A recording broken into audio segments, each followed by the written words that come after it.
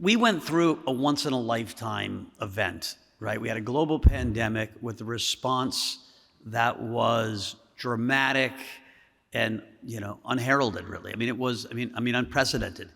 The amount of liquidity sprayed on markets from the US and the rest of the major central banks of the world will probably never be seen again. And so what happened? Asset prices went way up. And when there's no cost to money, things like cryptocurrencies look really valuable. I'll just make my own money up, right? So NFTs, things like gold, silver, trading cards, wine, Philippe Patek watches, Richard Mille watches. There was this boom of value. You also had people all sitting at home with nothing else to do but gamble. And so there was this wild confluence which created a speculative bubble, a spectacular speculative bubble in lots of assets. All bubbles come to an end. They almost always come to an end because the central bank takes the booze away from the party. And then you're like hungover in the morning, you're like, what was I thinking? What was I thinking spending $80 million on a Beeple? I could have had a Picasso, but I bought the Beeple. What was I thinking? And so we went through this period in 2022 in crypto, not just crypto, but in a lot of speculative assets where reality set back in, right? People yelled at me, they were like, I thought Bitcoin was supposed to be an inflation hedge and now we have inflation. I was like, you bought Bitcoin at 6,000 pre-COVID because they were going to create inflation. It went to 69,000. So it was a pretty damn good inflation hedge. You should have taken a little profit. Instead, Chairman Powell took out his golden mallet and finally said, it's a little late, but maybe it's time to hit inflation on the head with my golden mallet. And so the Fed and other central banks raised rates 525 basis points. That's a lot. It's the fastest move in short-term rates in American history. Right? So we raise rates a lot. What's supposed to happen? Asset prices are supposed to come down. They did. All the speculative assets are supposed to come down. The economy is supposed to slow. What's been unique about this hiking cycle is that the US economy hasn't wanted to slow. All macro, Mohamed Al-Arian, you name it, Paul Tudor Jones, Stan Druckenmiller, the great macro thinkers and traders keep calling for the US economy to slow. And it's like the little engine that could. And so what I think has been happening is that we had such a fiscal stimulus that there was a lot of leftover money in the pockets of people that continue to be spent, but also that the government normalized spending a lot more money than it ever did. So let me put some numbers on that and put it in perspective. I worked at the White House, my first job in 1984. Tells you how old I am. I learned at that point that the US federal government gets to spend 20% of total GDP each year. That's an unwritten rule, but it's lasted since the 1950s. And we try to tax 20%. We only did it one year, 1999 with Bill Clinton, where we had a balanced budget. But in general, Republican presidents, Democratic presidents, they all kept to that 20%, unless there was a war or something, extraordinary.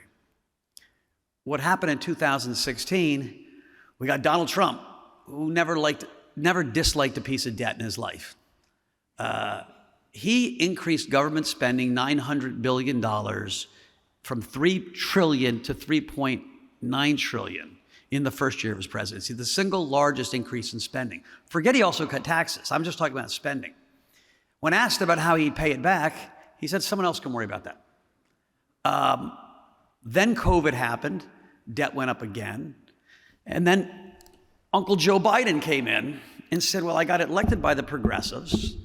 There's a lot that we need to do. We got to pay off student loans. We've got to do all kinds of progressive things. We still have COVID, so that's my excuse. So he increased government spending. And so you put the two presidents together, and I believe they will go down as the two least successful presidents in American history. They are the presidents that are driving us to ruin. We've now normalized 25% government spending. That's 5% more than our historical average. We're spending 25% of GDP on the federal government level when we have full employment, when we have a roaring economy. That just doesn't work. And so the real story I want to tell you today is we are literally staring at the worst fiscal situation since I've been involved in markets, 35 years. It is daunting. And what happens when you have a fiscal situation like this? Next year, just to pay the deficit, the average American has a $6,000 debt. If you want to pay the full debt that's issued next year, it's $36,000. That's 50% of disposable income. It's a daunting debt cost, especially with rates at 5%. And so the wave of supply in Treasury issuance is not going to stop. It's going to be like the hurricane after the hurricane after the hurricane. And so the simplest trades right now are to be short long bonds against being long the front end, so the curve steepener. But the economy will slow. I know it might sound like the boy that cried wolf. The wolf is right around the corner, and it will slow because the debt servicing is getting so high. Average credit card cost in America is now 26%, and there's $1 trillion of credit card debt out there. Think about that, 26%. Government debt eating up a huge portion of disposable, discretionary income for the government. Student loans are needed to be paid back finally, right? They had a 3-year hiatus. And so there's a lot of things that are going to slow this down. And when you look around the rest of the world, there's not a great optimism. In the last 30 years, I think Mohammed said this at a dinner, 30% of total global growth came from China. 30% of total global growth. So part of the boom here in the Mideast is because oil prices are higher. That's China. China is in trouble. China's got a real estate problem of epic proportions. To put some just context around what that means, if you take the unfinished buildings in China, that's commercial and residential, so half-built buildings, total square footage equals 98 island of Manhattans. You can take 98 New York cities, and that is the unfinished buildings in China, about $6 trillion to finish that. China's got a $14 trillion economy. That's 40% of GDP in unfinished buildings, right? China stores wealth by buying apartments. I remember I worked in Hong Kong, and guys would have 6, 7 apartments. I was like, in the US, you get 1. And that storage of wealth is shrinking. And so when you have an asset recession, it's almost impossible for the government to do a lot. And so China is just going to grow slower. And they're going to have a bunch of problems. And that could be domestic problems. At one point, if Xi doesn't deliver, even though he seems to have a huge, control over his population, they turn on you pretty quick.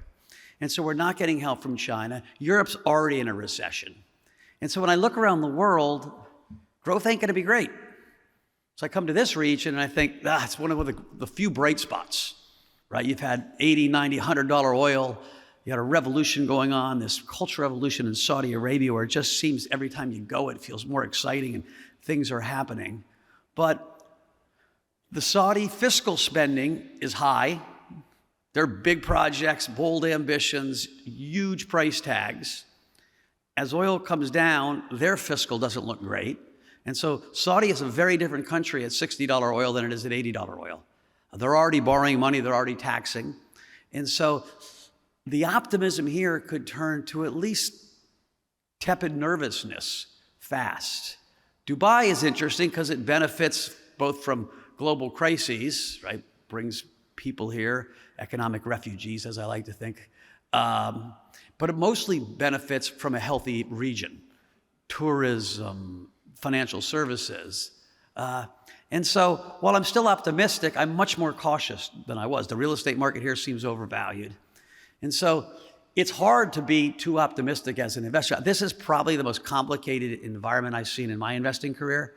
I haven't even talked about the politics. We have horrific politics in the United States. We have 2 candidates that have the lowest approval ratings. One of them is going to become the president and they're going to become the president on day one, they're going to already have a 30% approval rating. We've never had a situation where nobody wants either candidate, but one of them is going to win. And so it defies logic. And so there's not a whole lot of optimism coming out of the political side. What does that mean from an investor's perspective? There's always opportunity, right? I like Bitcoin a lot right now because it is this generation's version of digital gold. It's being adopted more and more, right? Larry Fink, who is a $7 trillion asset manager, has come out publicly and said, I like this as a store of value. I see this being put in portfolios all over the world. When BlackRock talks, people listen. We will get an ETF. I think we'll get it this year. It won't start trading till next year, but it'll be approved this year. So that's probably December 1st. That's a big, big deal. That opens up the Bitcoin market to all the institutions in the United States. And so the Fed has finished hiking rates. They will be cutting rates in April or May, and probably pretty dramatically. That's good tailwind for Bitcoin. And global uncertainty, gold, silver, real estate, hard assets, Bitcoin are all in my portfolio. And so I think this is a time when you want hedges, and Bitcoin becomes one of those hedges. You mentioned a few times there, short, long duration, seeing the Fed cutting rates as early as April, May, and cutting them pretty aggressively. Do you not think that there are secular changes that may result in rates and inflation remaining elevated and for a more prolonged period? Or do you see us going back to zero? No, I don't think we're going to go back to zero. The Fed governor's job is complicated, right? We have debt to GDP in America at 130%. When I graduated from college, 1987, it was 50%, right? 130%, countries don't come back from that. You usually get a debt restructuring, or you've got to inflate your way out of it. So what the Fed governor has to do, and this is cheeky, he's got to act like he really cares about 2% inflation, but allow 4% for some prolonged period of time. You've got to inflate away some of your debt. It's the only way out of this. Like, this is just math at this point. The math doesn't work anymore. When I started investing, I started as an emerging markets guy.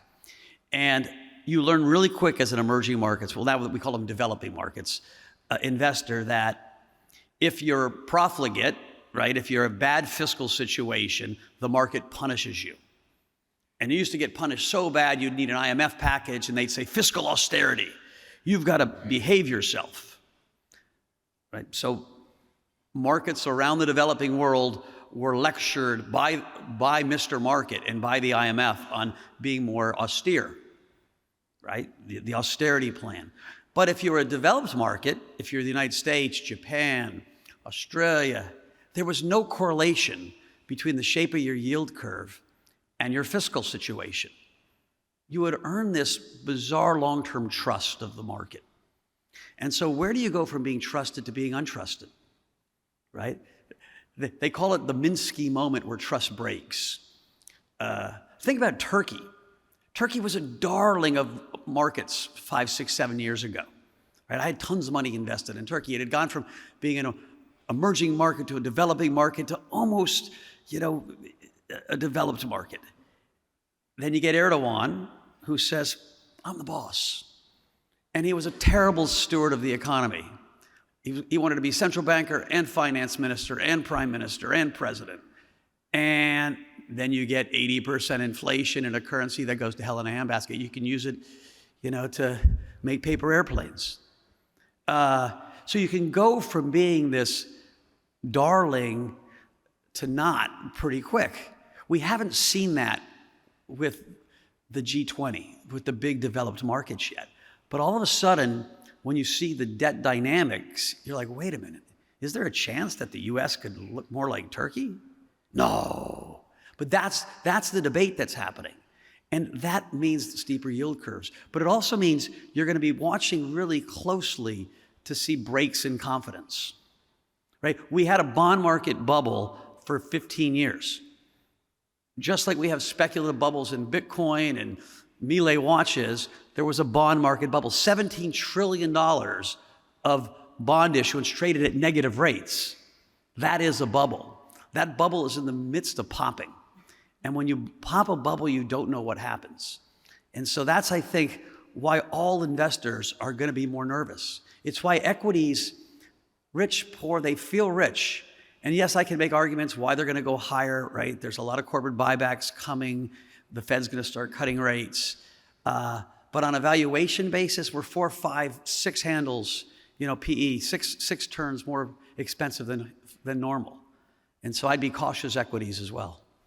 So the picture that you paint, so you said we're not going back to zero, but if we look at real rates, I mean, you're talking about a world where the Fed's gonna cut rates next year, and potentially quite quickly and aggressively, and tolerate potentially elevated inflation.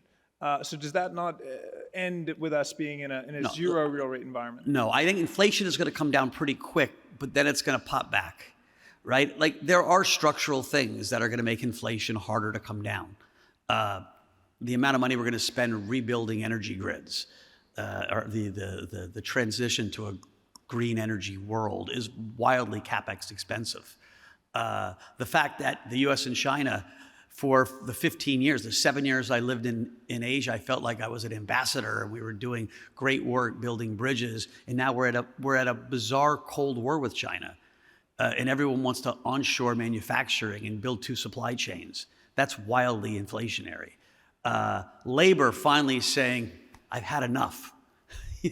So you're getting this auto strike in the United States, which is rolling through every auto company, where labor is saying, I need more. Right? The rich took too much for 30 straight years. So the rich-poor gap in the United States went this way, this way, this way, this way, and in the world, and labor finally said enough. And it was COVID that woke them up. When everyone was working, they said, I'm not going to go back to work for $8 an hour. No, $25 an hour seems the minimum I want to work for.